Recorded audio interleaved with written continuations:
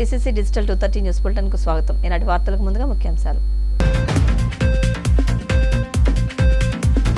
శాంతి భద్రతల పరిరక్షణకు ఉండి నియోజకవర్గ వ్యాప్తంగా సీసీ కెమెరా నెట్వర్క్ ఏర్పాటు. డిప్యూటీ స్పీకర్ రఘురామకృష్ణరాజు వెల్లడి.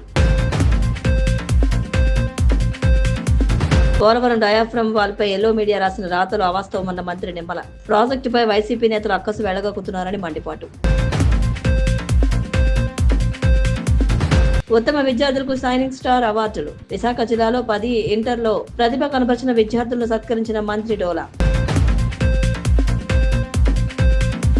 మంగళగిరి జనసేన పార్టీ కార్యాలయంలో జనవాణి కార్యక్రమం. ప్రజల నుంచి అర్జీలు స్వీకరించిన పార్టీ రాష్ట్ర కార్యదర్శి మండలి రాజేష్. ఉండి నియోజకవర్గంలో శాంతి భద్రతల పరిరక్షణకు నియోజకవర్గ వ్యాప్తంగా సీసీ కెమెరా నెట్వర్క్ ఏర్పాటు చేస్తున్నట్లు శాసనసభ deputy speaker MLA Kanumuri Raghuramakrishnaraju చెప్పారు. ఉండి నియోజకవర్గంలో శాంతి భద్రతల పరిరక్షణకు నియోజకవర్గ వ్యాప్తంగా సీసీ కెమెరా నెట్వర్క్స్ ఏర్పాటు చేస్తున్నట్లు శాసనసభ deputy speaker MLA Kanumuri Raghuramakrishnaraju చెప్పారు. ఉండి ఇన్ఛార్జ్ స్ట్రక్చర్ ఫండ్ నుండి దాతల సహకారంతో సీసీ కెమెరా నెట్వర్క్ ఏర్పాటు చేస్తున్నామని చెప్పారు. దీనికి బీసీఎన్ సంస్థ సాంకేతిక సహకారం అందిస్తోందని ఆయన తెలిపారు. దీనిలో భాగంగా నియోజకవర్గంలో 150 కిలోమీటర్ల మేర ఆప్టిక్ ఫైబర్ను ఏర్పాటు చేసేందుకు అడ్వాన్స్ గా 9.5 లక్షల రూపాయల చెక్కును Bhimavaram community network managing partner Rudraraju శ్రీనివాసరాజుకు భీమవరం డీఎస్పీ ఆర్జీ జయసూర్య చేతుల మీదుగా అందజేశారు. ఉండి నియోజకవర్గాన్ని ఆదర్శంగా తీసుకుని త్వరలోనే కంట్రోల్ రూమ్ ఏర్పాటు చేసి జిల్లా మొత్తం సీసీ కెమెరాలు ఏర్పాటు చేసే ప్రక్రియకు శ్రీకారం చుడుతున్నారని పేర్కొన్నారు. గతంలో ఉండి నియోజకవర్గం మొత్తం ఒక నెట్వర్క్ సీసీ కెమెరా నెట్వర్క్ మనం నిర్ణయం తీసుకున్నాం. ప్రజలందరూ కూడా సహకరించి ముందుకు వచ్చారు. దాని కంటిన్యూషన్లో బీసీఎన్ ప్రముఖ ఛానల్ ఇక్కడ ఎంతో ప్రసిద్ధి చెందిన బీసీఎన్ శ్రీనివాసరాజు గారిని ఆయన టెక్నికల్ సపోర్ట్ అంతా కూడా ఇవ్వాలని కోరాం. ఆయన ముందుగా మేము వేరే ఫైబర్ నెట్ ఆ సర్వీసెస్ వాడుకోవాలని అనుకుంటే ఫైబర్ నెట్ సర్వీస్ కన్నా మన ఓన్ నెట్వర్క్ క్రియేట్ చేసుకుంటే ఒక రింగ్ లాగా 3 పోలీస్ స్టేషన్ 3 మండలాలకి ఒక రింగు, తర్వాత పాలకోడేరుని కూడా కలుపుతూ ఇంకో రింగు, మొత్తం 139 కిలోమీటర్లు వచ్చింది. సుమారు 150 కిలోమీటర్లో లైన్ ఆప్టిక్ ఫైబర్ని తీసుకోవడం జరుగుతుంది. ఇవాళ టోకెన్ అడ్వాన్స్గా ఆర్డర్ పెట్టాం. 9.5 లక్షల రూపాయలు ఉండి ఇన్ఫ్రా ఫండ్ నుంచి మామూలు ప్రైస్ కన్నా బాగా నెగోషియేట్ చేసి శ్రీనివాసరాజు గారు మాట్లాడారు. కాస్ట్ టు కాస్ట్ అయ్యేలాగా ఒక యుద్ధ ప్రాతిపదికన దీన్ని చేయడానికి నిర్ణయం తీసుకోవడం జరిగింది. ఆ ఫండ్ డిస్ట్రిక్ట్ కలెక్టర్ గారు మెయింటైన్ చేస్తున్నారు. కలెక్టర్ గారు సైన్ చేసిన చెక్కు ఆ కంపెనీ వారికి మనకు తక్కువ రేటుకి నెగోషియేట్ చేసి ఇది పబ్లిక్ కాజ్ కాబట్టి మాట్లాడిన శ్రీనివాసరావు గారికి హ్యాండ్ ఓవర్ చేసి స్పీడ్గా కంప్లీట్ చేయవలసిన బాధ్యత ఆయన భుజస్కంధాల మీద.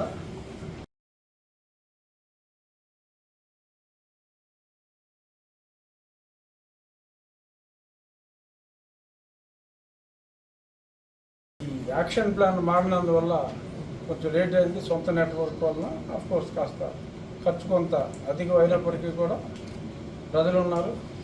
ఏదన్నా కాస్త కోస్త తగ్గితే నేనున్నాను, ఇబ్బంది ఏం లేదు. అనుకున్నట్టు అంతే. నాకు 3 నెలలు అప్డేట్ అయ్యా, ఇంకా ముందే ఈయన మరీ స్పీడ్. ఇవే కాకుండా దీంట్లో చాలా సర్వీసులు వాడుకోవచ్చండి.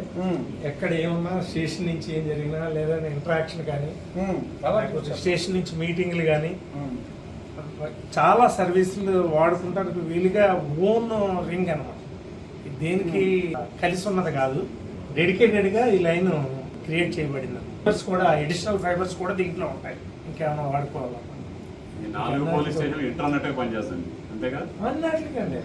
ఈ నెట్వర్క్ అంతా ఫస్ట్ ఫేజ్లో సిఐ ఆఫీస్కి వెళ్తుంది, సిఐ స్టేషన్కి.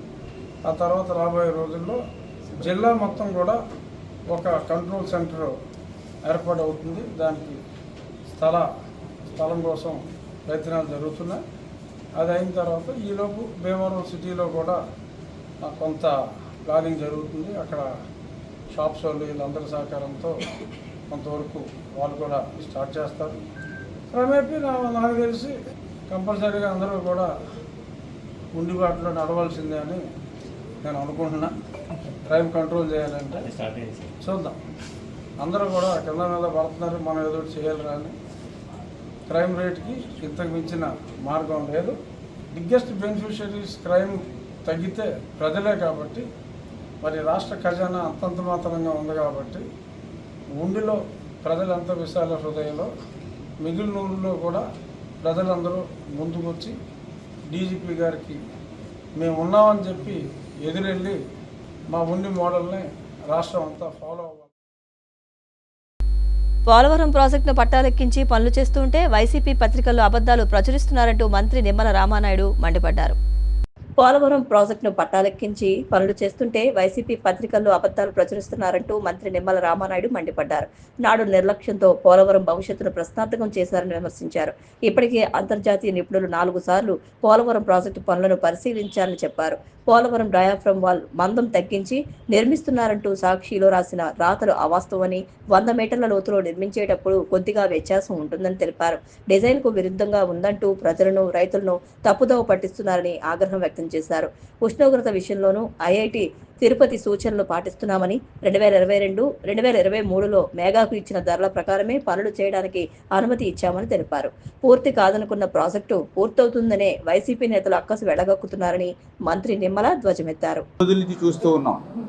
ఎవరైతే రాష్ట్రానికి గూడు నీడ లేనటువంటి, రాష్ట్రానికి విలువైనటువంటి భూములు ఇచ్చినటువంటి రైతులను, మహిళలను ఉద్దేశించి మరి వాళ్ళ అవినీతి పత్రిక, అవినీతి ఛానల్లో ఇది దేవతల రాజధాని కాదు, వేశ్యల రాజధాని అని చెప్పి ఏ రకంగా అయితే ఆంధ్రప్రదేశ్ రాష్ట్ర మహిళల మనోభావాలను దెబ్బతీసి వాళ్ళ వ్యక్తిత్వాన్ని ఏదైతే దెబ్బతీశారో దాని పర్యవేక్షణం, మహిళల ఆగ్రహవేశాలు ఏవైతే ఈవేళ రాష్ట్రం మీద ఉన్నాయో దాని నుంచి దృష్టి మరల్చడం కోసం మరి నిన్నన మొన్నన పోలవరం ప్రాజెక్టు మీద అవాస్తవాలు, అబద్ధాలు, అసత్యాలు చొప్పించి డైవర్ట్ చేయాలనేటువంటి పరిస్థితిలో వాళ్ళ ఛానల్, వాళ్ళ పత్రిక ఉన్నటువంటి పరిస్థితి మనం అందరం కూడా చూసాం.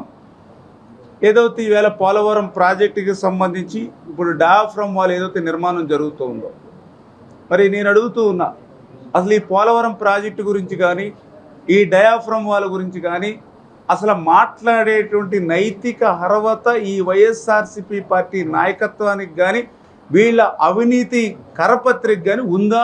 సమాధానం చెప్పాల్సిన అవసరం ఉంది.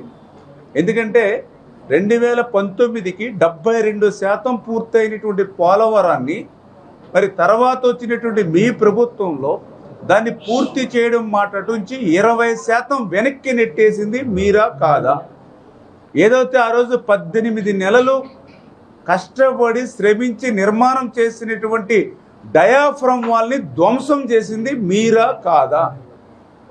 మరి ఈ రకంగా పోలవరం ప్రాజెక్టుని ముంచేసి, విధ్వంసం చేసి, డయాఫ్రమ్ వాల్ని ధ్వంసం చేసి, ఆ రోజు సాక్షాత్తు మీ ఇరిగేషన్ శాఖ మంత్రి చెప్పాడు, పోలవరం ప్రాజెక్టు ఎవ్వరికీ అర్థం కాదు, ఎందుకంటే నాకే అర్థం కాలేదు కాబట్టి ఇంకా పోలవరం ప్రాజెక్టు ఎప్పటికి పూర్తవుతుందో చెప్పలేము అని చెప్పినటువంటి వ్యక్తి మీ ఇరిగేషన్ శాఖ మంత్రి కాదా? అవునా?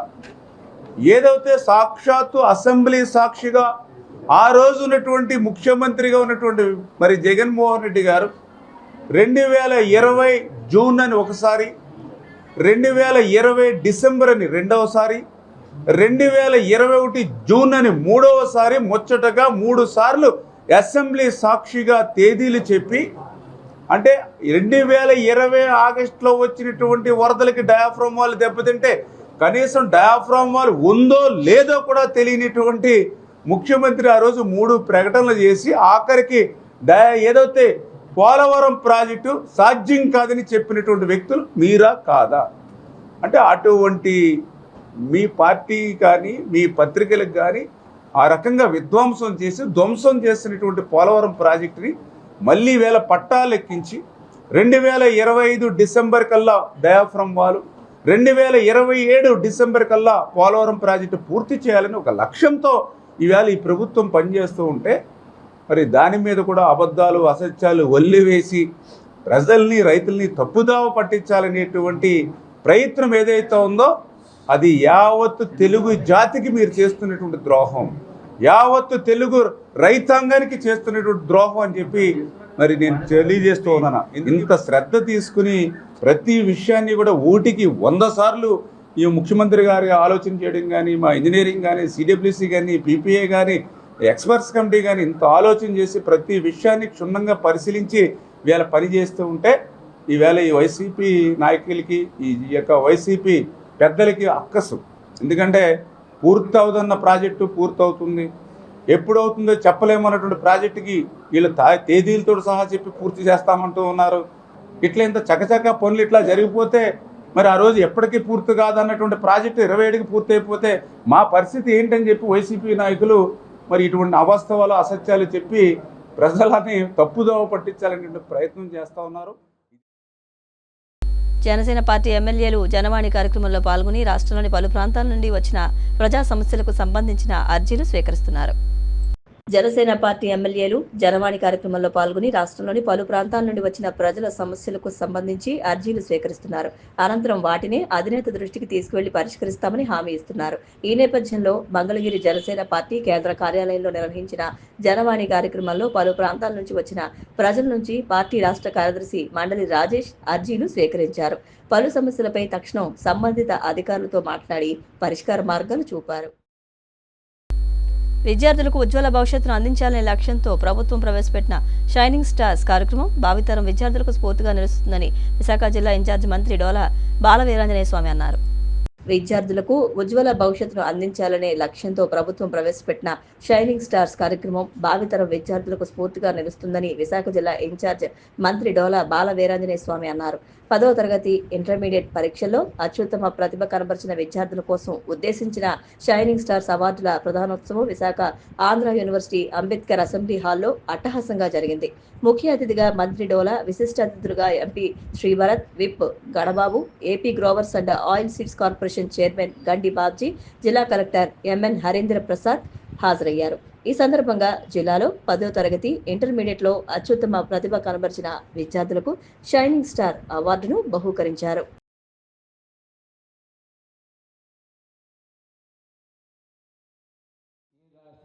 దేశానికి, ఈ రాష్ట్రానికి అవసరమైనటువంటి మానవ వనరులు భవిష్యత్తులో ఎంతో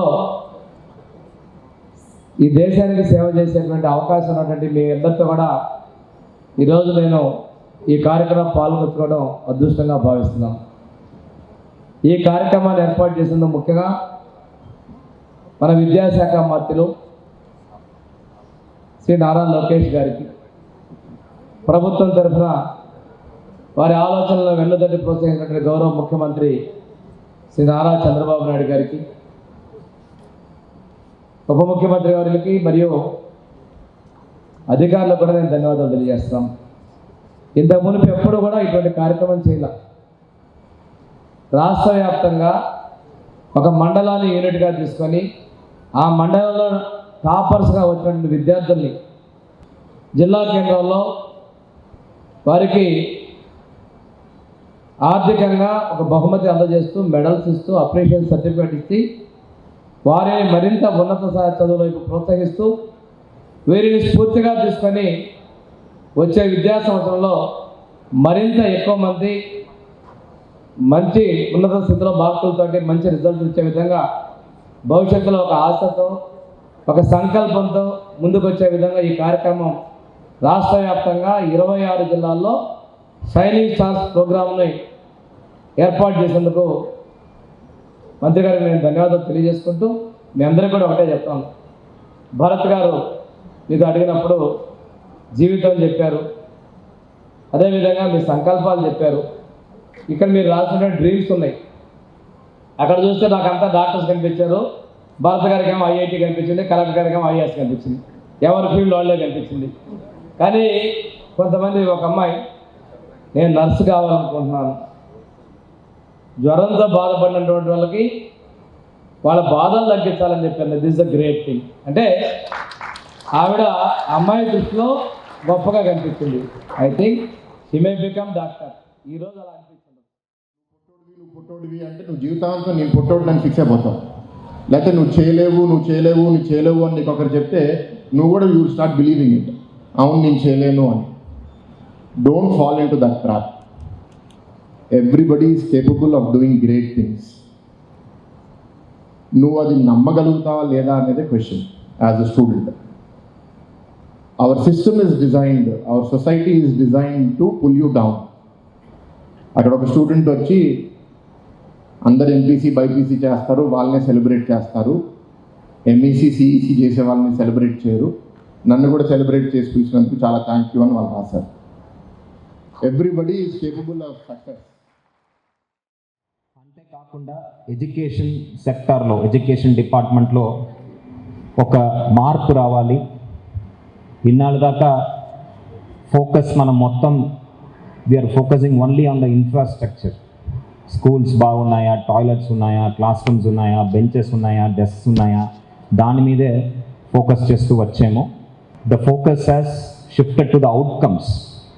how many people are able to solve the 5th standard maths problem, how many people are really understanding the concepts.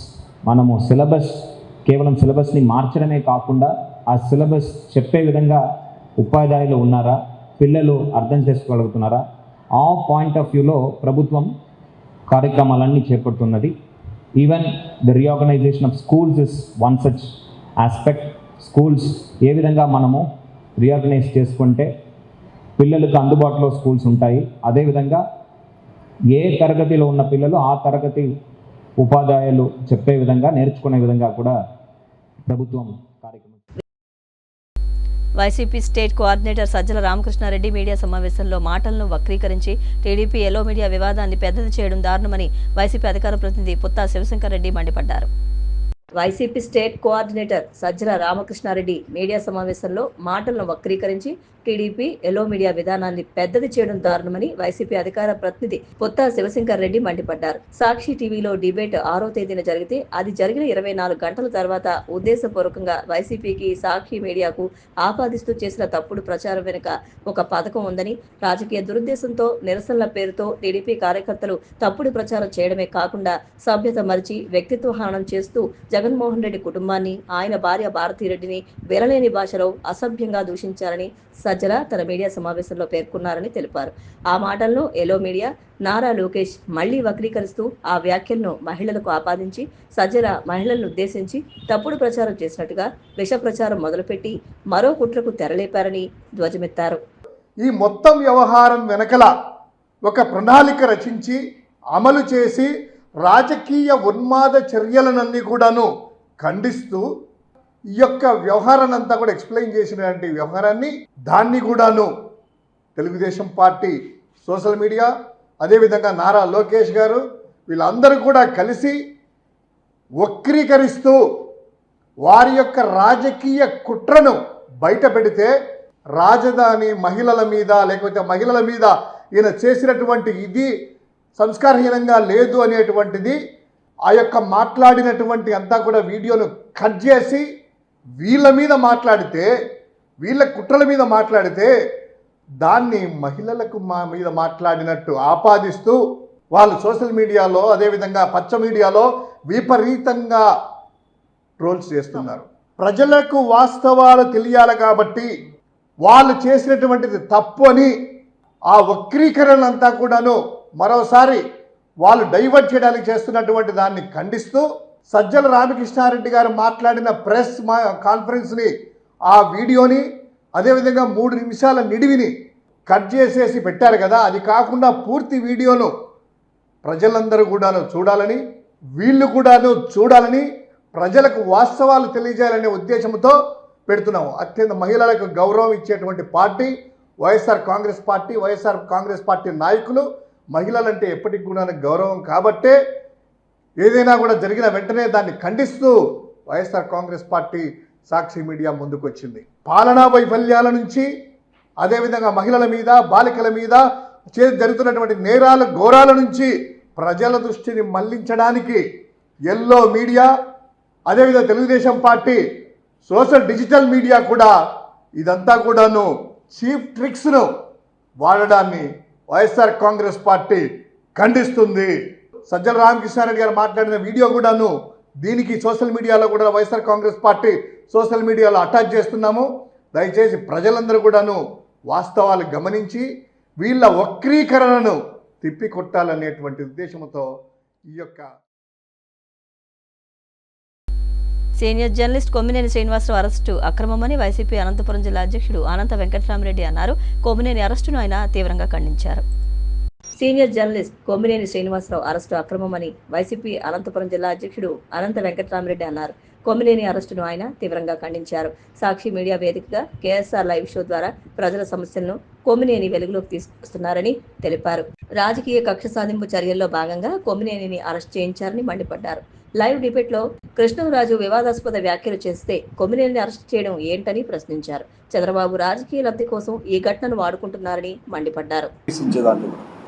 ఎప్పుడూ విశ్లేషకుగా ముఖ్యంగా సాక్షి టీవీలో కేఎస్ఆర్ లైవ్ షో అని చెప్పేసి ఈరోజు ఈ దేశం కానీ రాష్ట్రం ముఖ్యంగా కూడా రాష్ట్రంలో జరుగుతున్న ఈ రాష్ట్ర ప్రభుత్వం ఈ కూటమి ప్రభుత్వం వచ్చిన తర్వాత జరుగుతున్న అరాచకాలు కావచ్చు, దౌర్జన్యాలు కానీ, మరీ ముఖ్యంగా అత్యాచారాలు, హత్యలు, దోపిడీలు, పంచాయతీలు ఎప్పటికప్పుడు కూడా ఎండగడుతూ ఈరోజు అందరికీ కూడా ప్రపంచానికి తెలియజేసేట్టు కూడా ఈ లైవ్ షో చేస్తున్నానని తన యొక్క ఎక్కువ ఎక్స్పీరియన్స్తో కూడా విశ్లేషించి కూడా అన్ని చట్టాలు అవన్నీ కూడా చేసి ప్రజలను కూడా చైతన్యవంతులు చేస్తున్నా అని చెప్పి ఒక కసితో ఈరోజు వారు చేస్తున్న ఈ దురాక్రమలు కానీ, అత్యాచారాలు కానీ, హత్యలు కానీ, దోపిడీలు కానీ, పంచాయతీలు, మరీ ముఖ్యంగా ఇసుక, మట్టి దందాలు ఇవన్నీ కూడా ఎప్పటికప్పుడు కూడా తీసుకొస్తున్నామని చెప్పి ఒక కసితో ఆయన్ని ఏదో రకంగా కూడా చేయాలని చెప్పేసి అనేక రకాల ప్రయత్నిస్తూ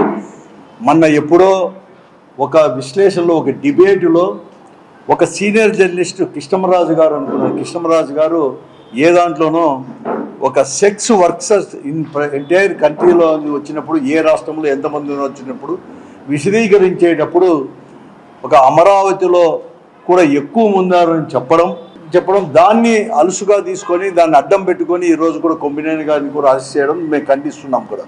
మేము ఎవరు కానీ సమర్థించలేదు కృష్ణరాజు. మేమే కాదు, ప్రజాస్వామ్యంలో నమ్మకున్న ప్రతి ఒక్కరు కూడా ఇటువంటిది అంత బహిరంగ చెప్పడం అనేది కూడా మేము అందరూ కూడా ఖండించినాం. అక్కడే కూడా సాక్షి పత్రిక కూడా ఇచ్చింది. కానీ కృష్ణరాజును మాత్రం వదిలేసేసి, అనిన వారిని మాత్రం వదిలేసేసి ఈరోజు అతని కంటే ఎక్కువగా ఆ టీవీ పైన ఎక్కడైతే డిబేట్ జరిగిందో, ఇటీవల డిబేట్లే అట్లా జరుగుతూ ఉన్నాయి. ఇప్పుడే కాదు, దాదాపు 4-5 సంవత్సరాల నుంచి కూడా డిబేట్లోనే కొట్టుకునేంత వరకు కూడా వస్తుంది. అది కేవలం సాక్షి టీవీలోనే కాదు, ఎన్టీవీలో జరిగింది, 9 టీవీలో జరిగింది, ఏబిఎన్ టీవీలో కూడా ఈరోజు అంతా కూడా జరిగిందని కూడా చూసాము కూడా కొట్టుకునేది. అటువంటివి కూడా మాట్లాడుతున్నారు వాళ్ళు వచ్చినప్పుడు ఆవేశాలు. అది అన్నప్పుడు అది సాక్షి టీవీ పైన సాక్షికి ఏమీ సంబంధం లేదని చెప్పేసి కొమ్మినేని శ్రీనివాసరావు గారు చెప్పారు, అందరూ కూడా చెప్పారు.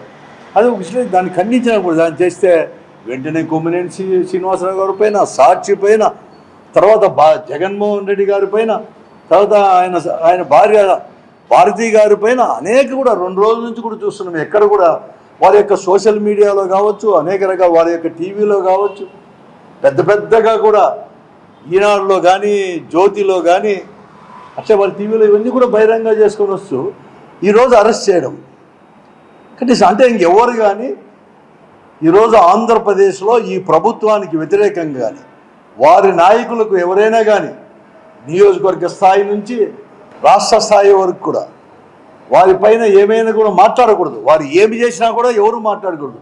వారిని గొంతును నొక్కడమే పనిగా, ఒక భయభ్రాంతులు చేయడమే పనిగా ఇప్పటికే చాలామంది ఐఏఎస్, ఐపీఎస్ ఆఫీసర్లనే అరెస్ట్ చేశారు. అంటే ఎవరు పని చేయకూడదని చెప్పేసి పని చేయకూడదు. ఇలాగ అందరిని కూడా చేసి ఎక్కడ కానీ లేదు. నేను కూడా చాలా రోజుల నుంచి రాజకీయాలు మేము కూడా గమనిస్తున్నాం. స్వాతంత్రం వచ్చి ఇన్ని రోజులైనా కూడా ఎప్పుడు ఎక్కడా కానీ ఇటువంటి పరిస్థితి అనేది కూడా లేదు. కేవలం ఆంధ్రప్రదేశ్లోనే ఈ పరిస్థితులు రావడం నిజం కూడా దారుణం. దీన్ని పూర్తిగా ఖండిస్తున్నాం. ఈరోజు అన్ని రాజకీయ పార్టీలు కూడా, తర్వాత మేధావులు అందరూ కూడా ఆలోచన చేసుకోవాల్సిన అవసరం కూడా ఈరోజు కూడా ఉంది. చాలామంది విశ్లేషకులు ఉన్నారు, వారు ఏ పార్టీకి సంబంధించిన వారు కాదు, ఎవరు ప్రభుత్వంలో ఉన్నా ఆ రోజు జరిగిన తప్పులని ప్రపంచానికి చాటి చెప్పడమే వారు గొంతుగా కానీ, వారికి ఉన్న శక్తితో, మేధస్సుతో కానీ, వాళ్ళ రాయడం కానీ ఇవన్నీ చేస్తుంటే వాళ్ళందరిపైన తీసుకొని పోయేసి జైళ్ళలో పెట్టడం అనేది ఎక్కడ కూడా లేదు.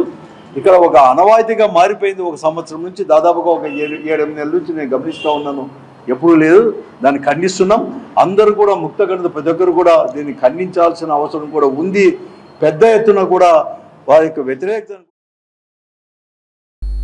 తిరుపతి జిల్లా గూడూరు పట్టణంలోని రాజా వీధిలో ఉన్న శ్రీ ప్రసన్న వెంకటేశ్వర స్వామి దేవస్థానంలో వార్షిక బ్రహ్మోత్సవాలు వైభవంగా సాగుతున్నాయి. తిరుపతి జిల్లా గూడూరు పట్టణంలోని రాజా వీధిలో ఉన్న శ్రీ ప్రసన్న వెంకటేశ్వర స్వామి దేవస్థానంలో వార్షిక బ్రహ్మోత్సవాలు వైభవంగా సాగుతున్నాయి. ఉత్సవాలలో భాగంగా స్వామి అమ్మవార్లకు విశేష పూజలు నిర్వహించిన అనంతరం స్వామివారు హనుమంత వాహనంలో భక్తులకు దర్శనమిచ్చారు. పల్లకీ సేవ, సహస్ర దీపాలంకరణ సేవ ఘనంగా నిర్వహించారు. హనుమంత వాహనంపై పట్టణ పురవీధుల్లో స్వామివారి గ్రామోత్సవం వైభవంగా సాగింది. భక్తులు స్వామి అమ్మవారిని దర్శించి తీర్థ ప్రసాదాలు స్వీకరించారు.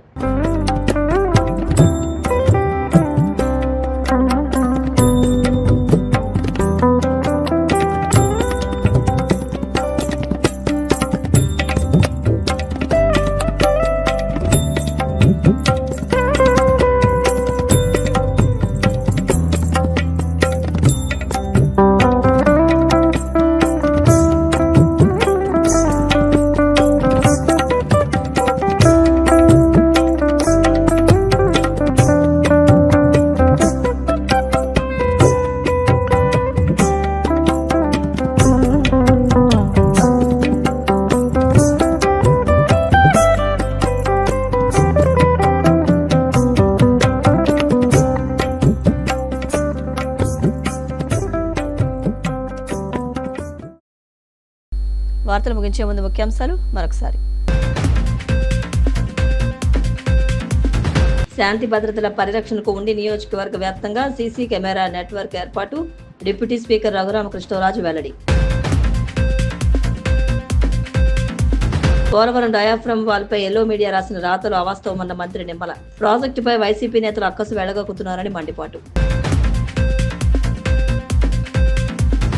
ఉత్తమ విద్యార్థులకు షైనింగ్ స్టార్ అవార్డులు. విశాఖ జిల్లాలో 10 ఇంటర్లో ప్రతిభ కనబరిచిన విద్యార్థులను సత్కరించిన మంత్రి డోలా.